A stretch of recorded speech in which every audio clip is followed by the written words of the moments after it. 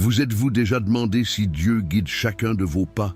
Imaginez ce que ce serait de vivre avec l'assurance que nous ne sommes pas seuls, que chaque synchronicité, chaque rêve et chaque conseil reçu est une manifestation de la sollicitude divine dans nos vies. Souvent, nous ne remarquons pas les signes subtils de Dieu dans notre vie quotidienne, mais ils sont là, prêts à nous diriger.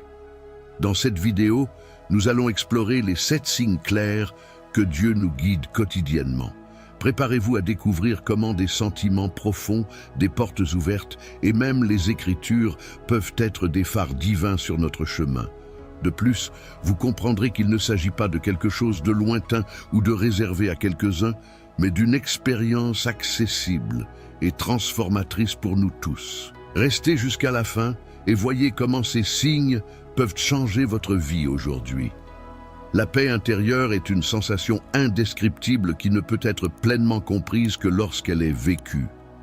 C'est comme un refuge contre le chaos du monde, un abri sûr qui nous protège des tempêtes de la vie. Paul, dans Philippiens 4:7, nous rappelle que la paix de Dieu, qui surpasse toute intelligence, gardera vos cœurs et vos pensées en Jésus-Christ.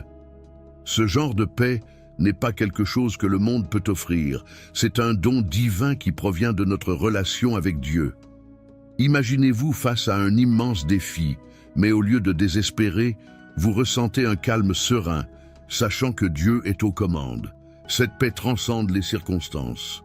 Peu importe à quel point nos vies sont turbulentes, la paix du Christ agit comme un phare, éclairant notre chemin.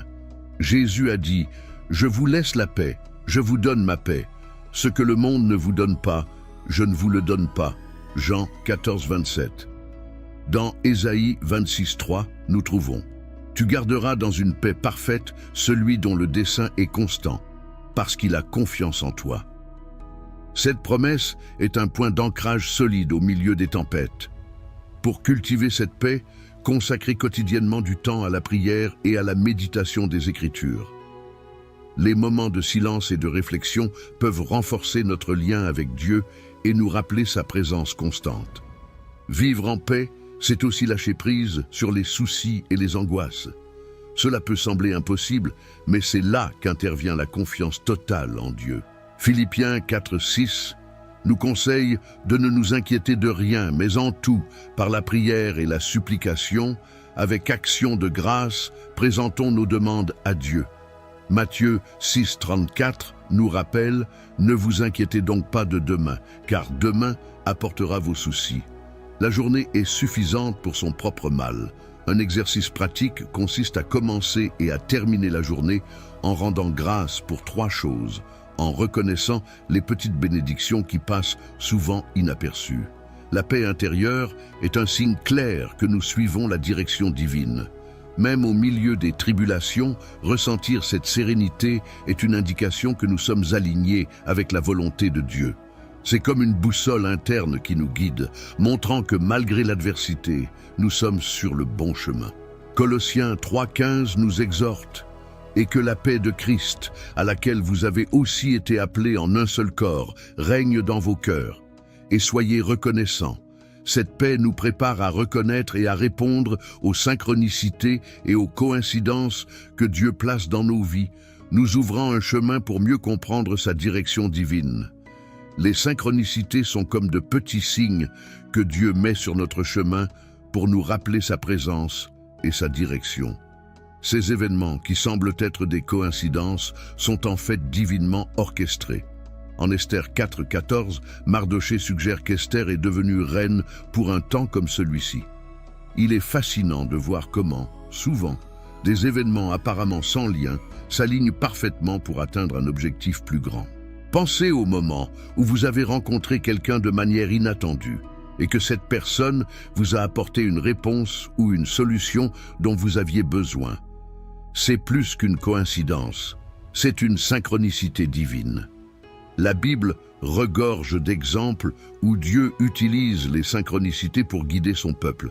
Dans Genèse 24, le serviteur d'Abraham prie pour obtenir un signe afin de trouver une femme pour Isaac, et miraculeusement, Rebecca apparaît exactement comme il l'avait demandé dans sa prière.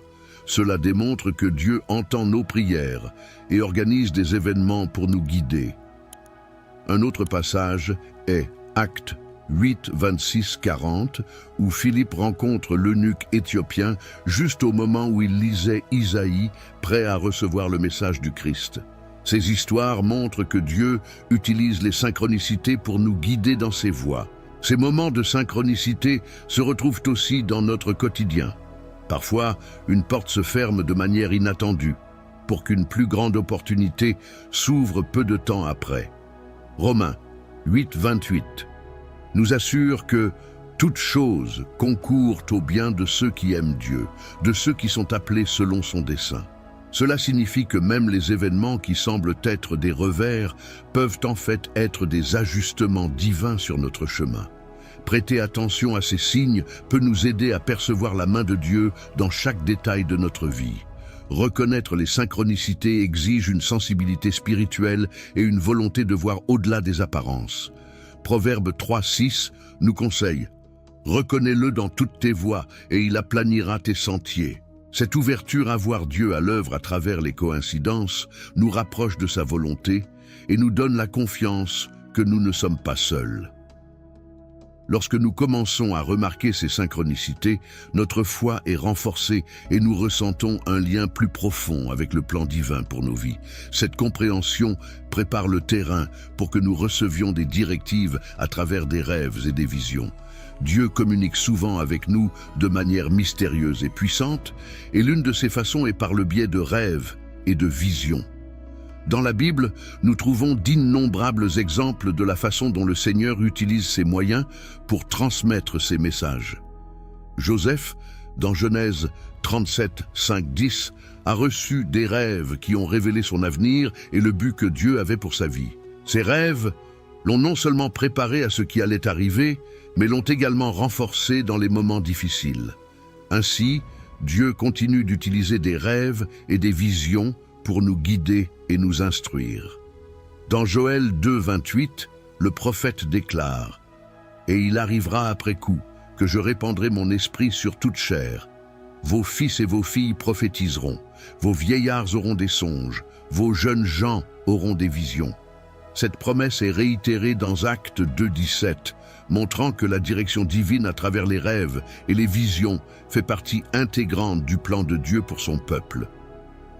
Quand nous dormons, notre esprit est dans un état réceptif et le Saint-Esprit peut révéler des vérités et des directives qui, pendant la journée, avec des distractions, pourraient autrement passer inaperçues.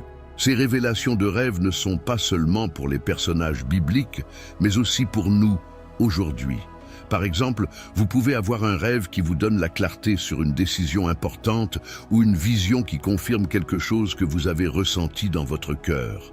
Dans Matthieu 1, 20, nous trouvons l'exemple de Joseph, le père de Jésus, qui a reçu la direction divine par le biais d'un rêve pour prendre Marie comme épouse. Cela montre comment Dieu peut utiliser ces moments pour nous donner des instructions claires et spécifiques. Une bonne pratique consiste à tenir un journal des rêves en les notant dès que vous vous réveillez pour réfléchir et prier sur ce que Dieu peut communiquer. Suivre la direction donnée par les rêves et les visions exige du discernement et souvent de la confirmation. 1 Jean 4 nous avertit de ne pas croire tout esprit, mais de vérifier si les esprits sont de Dieu. Cela signifie que nous devons prier pour la sagesse et chercher des conseils dans les Écritures et dans les conseils des sages qui nous entourent. Les rêves et les visions sont des outils puissants de la direction divine, mais ils doivent être traités avec soin et soumis à l'examen minutieux de la parole de Dieu. Lorsque nous comprenons et acceptons ces instructions, notre marche devient plus claire et nous sommes plus ouverts à recevoir des conseils avisés de la part de ceux qui nous entourent. Dieu utilise souvent les autres pour nous conseiller et nous guider. La Bible nous rappelle l'importance des conseils sages dans Proverbe 15, 22. Là où il n'y a pas de conseils, les projets sont frustrés, mais avec la multitude de conseillers, ils s'installent. Ce verset souligne la nécessité de chercher et d'écouter ceux qui possèdent l'expérience et le discernement. Les gens qui nous entourent sont souvent des canaux par lesquels Dieu parle. offrant des conseils pratiques et spirituels pour nos vies. Les conseils avisés peuvent provenir de diverses sources, famille, amis, chefs spirituels ou même collègues. Dans Exode 18, 17, 24, le beau-père de Moïse, Jéthro, offre de précieux conseils sur la façon de diriger le peuple d'Israël, suggérant un système de délégation qui permet à Moïse de mieux gérer ses responsabilités. Cet exemple biblique nous montre qu'écouter et mettre en pratique des conseils avisés peut transformer notre capacité à diriger et à prendre des décisions. Dans notre vie quotidienne, cela peut se traduire par la recherche de conseils auprès de mentors ou la participation à des groupes d'études bibliques. Demander conseil ne signifie pas simplement écouter, mais aussi appliquer ce que l'on a appris. Jacques 1, 22 nous exhorte: « Mettez-vous en pratique de la parole, et non pas seulement des auditeurs, en vous trompant vous-même. » Cela implique d'agir selon les conseils reçus, de mettre en pratique les enseignements qui résonnent avec la direction divine. Si quelqu'un lui conseille de renforcer sa relation avec Dieu par la prière et l'étude de la Bible, envisagez d'établir une routine quotidienne de lecture, des Écritures et de temps de réflexion, permettant à la sagesse divine d'imprégner sa vie. De plus, il est crucial de discerner l'origine du conseil. 1 Thessaloniciens 5, 21 nous enseigne à examiner toutes choses, accrochez-vous au bien. Tous les conseils ne seront pas utiles ou conformes à la volonté de Dieu. Il est donc essentiel de chercher la confirmation par la prière et les Écritures. Consultez des personnes de confiance et demandez au Saint-Esprit de vous faire discerner pour évaluer la sagesse des conseils reçus. Ce faisant, vous créez un cercle de guidance divine où les conseils avisés deviennent une boussole sûre sur votre voyage spirituel, permettant de reconnaître l'intuition et les sentiments profonds que Dieu plante dans votre cœur. L'intuition est souvent considérée comme une sorte de sagesse intérieure, un sentiment profond qui nous guide. Dans Romains 8, 14, nous trouvons « Car tous ceux qui sont conduits par l'Esprit de Dieu sont fils de Dieu ». Lorsque nous sommes alignés avec le Saint-Esprit, notre intuition peut devenir un outil puissant pour discerner la volonté de Dieu. C'est ce murmure intérieur qui nous dirige et qui, lorsqu'il est suivi, apporte la paix et la sécurité. Imaginez que vous êtes sur le point de prendre une décision et que vous ressentez une certitude intérieure qui dépasse l'entendement. C'est l'intuition guidée par l'Esprit. Paul, dans 1 Corinthiens 2, 10, parle de la façon dont le Saint-Esprit nous révèle les profondeurs de Dieu, indiquant que nos sentiments profonds peuvent être un moyen de discerner sa volonté. Ces sentiments se manifestent souvent par une conviction claire quant à la voie à suivre ou à l'action à entreprendre. C'est comme une boussole intérieure qui pointe toujours dans la bonne direction, alignée avec le dessein divin. La pratique de l'écoute attentive de cette voix intérieure peut être développée à travers des moments de silence, de méditation et de prière, toujours à la recherche de la direction de l'Esprit Saint. Dans la pratique, cette intuition peut se manifester dans diverses situations de la vie quotidienne. Par exemple, vous pouvez ressentir le besoin d'appeler un ami à un moment précis pour découvrir qu'il avait besoin d'entendre un mot d'encouragement. Ou, face à un choix difficile, un sentiment de paix peut surgir par rapport à l'une des options, indiquant la direction à suivre. Proverbe 3, 5, 6 nous instruit à faire confiance au Seigneur de tout notre cœur et à ne pas nous appuyer sur notre propre intelligence, mais à le reconnaître dans toutes nos voies, et il aplanira nos chemins. L'intuition, lorsqu'elle est alignée avec le Saint-Esprit, n'est pas une force aléatoire, mais plutôt une forme de direction divine. Cependant, il est important de tester ces sentiments profonds à la lumière de l'Écriture. 1 Jean 4, 1 nous avertit de ne pas croire tout esprit, mais de vérifier si les esprits sont de Dieu. Cela signifie que nous devons toujours chercher la confirmation dans la parole de Dieu et par de sages conseils. Lorsque notre intuition est confirmée par ces moyens, nous pouvons avancer avec confiance, sachant que nous sommes en harmonie avec la volonté divine, et donc préparés nous sommes prêts à reconnaître les portes que Dieu ouvre et ferme dans nos vies.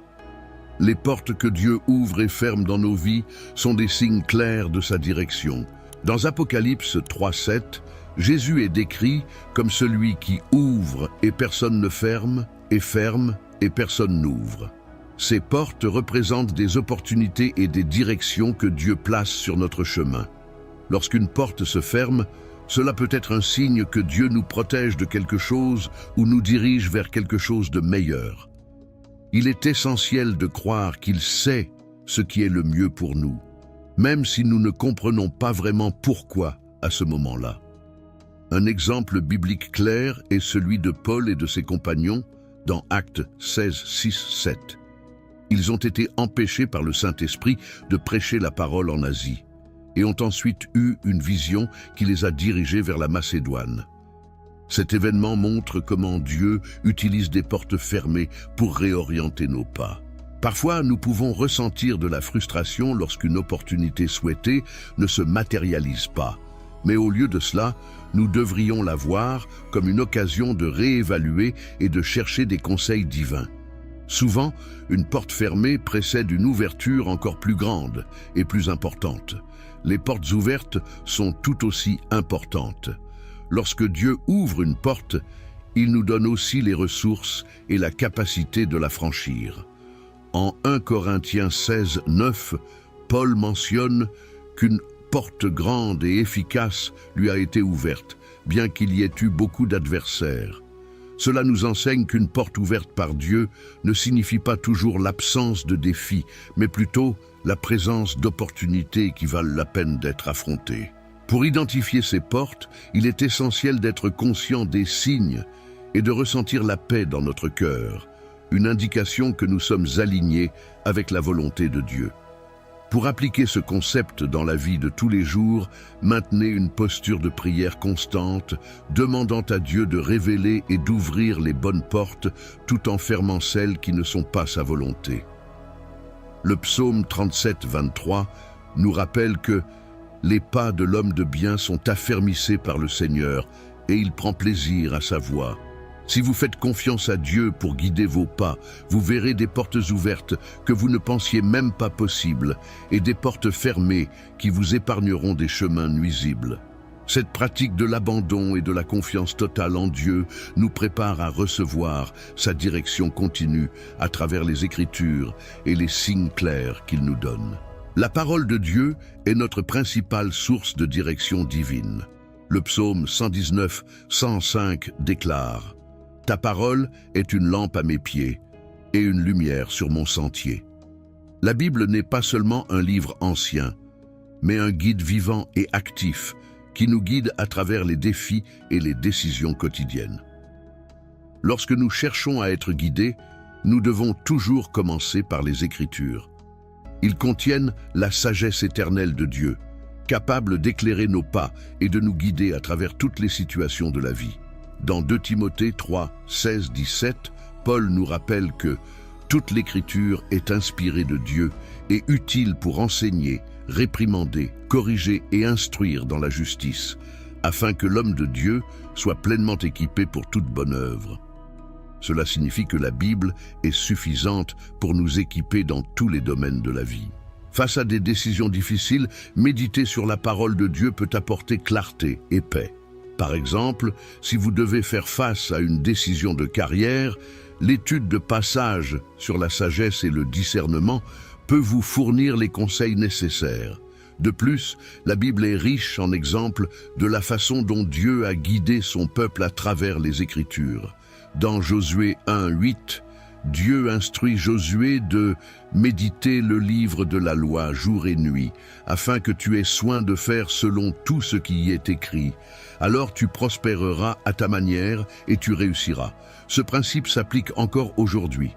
Méditer sur les Écritures nous donne non seulement la sagesse, mais aligne également nos cœurs sur la volonté de Dieu en veillant à ce que nos actions soient conformes à ses desseins. Pour appliquer cela, vous pouvez créer une habitude quotidienne de lecture de la Bible en choisissant un plan de lecture qui couvre toute l'année. Les signes de l'Écriture se manifestent également dans nos vies de manière tangible.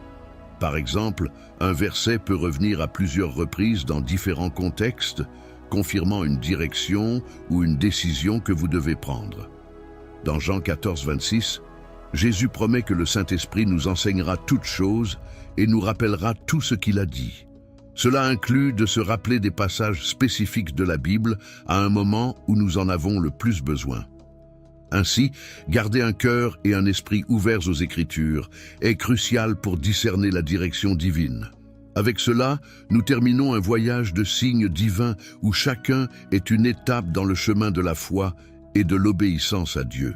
Maintenant que vous connaissez les 7 signes que Dieu guide votre vie quotidienne, il est temps d'appliquer ces connaissances et de transformer votre voyage spirituel.